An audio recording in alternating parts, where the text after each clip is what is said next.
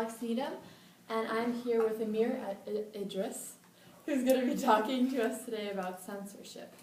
So Amir, do you mind if I ask you a couple questions? I don't mind at all. Okay. Do you believe that the government or leader of a country has the right to censor some things from the people? Well, definitely in some situations, because honestly, with a general population that you have to protect, there are a lot of things that could go wrong if you just have all government files open to the public. Obviously, you could have people come in and trade files to foreign countries, and of course, if certain things get out, you could have mass panic and riots and just disrupt order. So basically, in an ideal system, the government would be able to decide when and when not to censor things from the general public, but obviously that's not the case. So it's a gray area. We can't define it, and it's kind of one of those things that we have to constantly discuss in order to know what's going on. Okay. How do you think the internet has affected or changed censorship?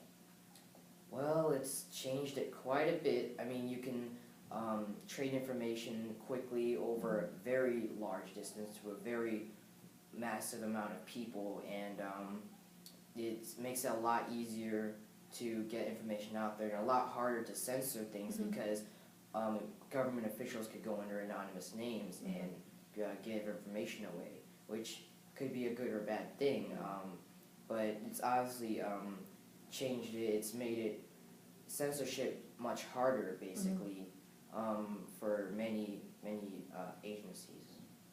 Okay, and do you think that people or countries censor certain things, such as the former president of South Africa attempted to censor their AIDS problem from the world out of fear of responsibility and distress? Yeah, definitely out of fear and distress, because when you're doing secretive things that you know that the public would not agree with, you kind of feel like you're trapped in a corner and you have nothing else to do except to hide it, which has been a solution that many governments have gone to. So yeah, definitely out of fear and distress. Yeah. Why do you think censorship in any form exists? No, it's a pretty broad question. Yeah, I guess currently the biggest thing is to protect the children, because we always, parents don't want their children to hear certain things, don't want them to see certain things. They want to keep their children innocent for as long as possible. And in a way, there's like a parental instinct, and you can see this all the time. Teachers always feel afraid because they know that if they tell children certain things and their parents find out, they could be sued or given an angry letter. But definitely children play a huge role in censorship, and also I guess the government's secrets and operations. So those are the two main factors in censorship and why it exists. Yeah. Okay. In your opinion, what do you think the worst form of censorship is? I would say the worst form is when governments try to censor free speech, and people not being able to, I guess, express themselves, and also to get good information out to the public. I guess that would be the worst form of censorship, trying to censor people's ability to speak and talk. I mean, I guess if you think that's the worst form, do you think that there's any good form of censorship?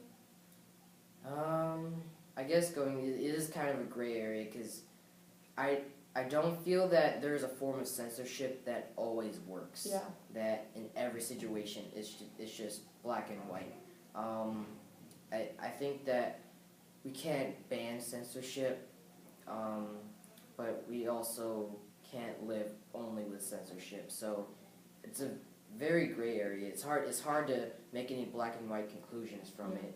I guess to avoid mass panic and situations like that. But besides that, it's no real way to say whether it's good or bad. Yeah, I guess you're right. We'll never know. Okay, well, I hope you guys enjoyed this broadcast. Signing out with Amir. West Side.